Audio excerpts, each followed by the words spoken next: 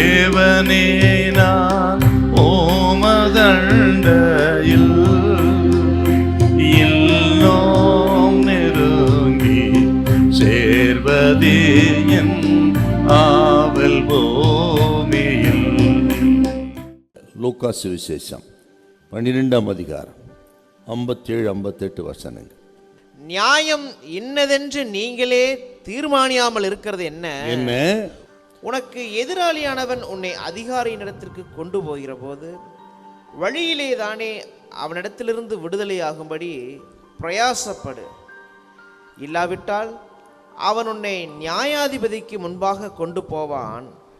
நியாயாதிபதி உன்னை சேவகனிடத்தில் ஒப்பு கொடுப்பான். சேவகன் உன்னை சிறைச்சாலையில் போடுவான். ஆண்டவராகிய இயேசு கிறிஸ்து சீஷர்களுக்கு போதகம் பண்றாரு.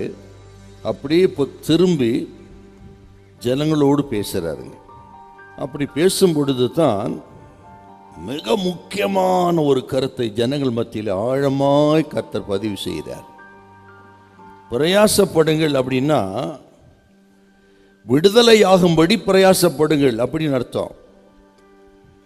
இந்த கடைசி காசை கொடுத்து தீர்க்க மட்டும் அப்படின்னு அர்த்தம் என்னன்னா, ஆண்டவரின் கட்டளைகளை கடைசி கட்டளைகளும் கடைபிடிக்கணும்னு அர்த்தங்க. ஒன்று விடாம முழுமையாய் கடைபிடிக்க வேண்டும் அப்படின்னு அர்த்தம். அதுக்கு இன்னும் சொல்லுகிறேன், நமது பணத்தை காட்டிலும் அயலகத்தாரை அதிகமாய் நேசிக்க வேண்டும்.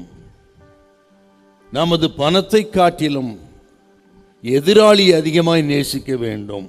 அப்படின்னா எத்தனை பணம் செலவழித்தாலும் சரி, ஒப்பரவாகுதல் சமாதானம் பண்ணுவதற்கு எத்தனையும் செலவழிக்கலாம் என்று ஆண்டவர் திட்டமாய் போதித்த போதனைகள் சகோதர சகோதரிகள் மத்தியிலே கசப்பு, போராட்டம், பிரச்சனைகள், பிரிவினைகள், இதை சரி செய்வதற்கு எத்தனை லட்சங்களும் நீங்கள் செலவழிக்கலாம்.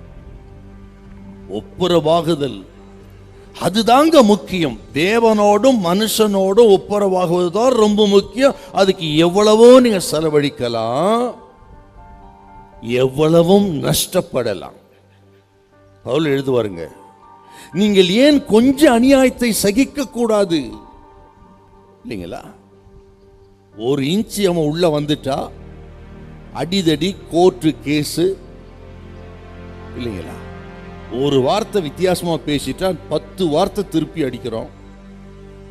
அதற்காக நம்ம எதையும் செய்ய ஆயத்தமா இருக்கிறோம். இந்த சுபாவங்களை மாற்றணும்னு தாங்க அப்பா பேசுறாரு.